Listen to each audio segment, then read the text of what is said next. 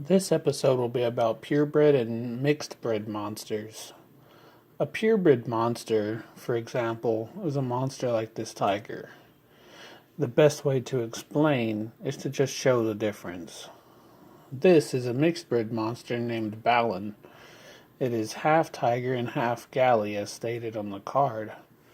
Notice the border of the card starts blue like tiger and ends gold like galley. That's because a mixed-bred monster uses the power and intelligence and special cards of the main breed, which is tiger, and the block and dodge cards of the sub-breed, which is galley. Mixed-bred monsters can have a lot more advantages than purebreds because of this.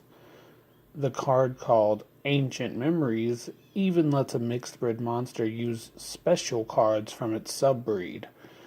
So, for example, this Balin would be able to use Galley's Tactics card, which a standard tiger wouldn't be capable of using.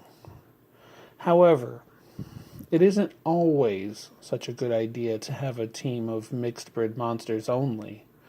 There are cards that say mixed-bred monsters can't use dodge cards against the attacks of purebred monsters, so be careful about that.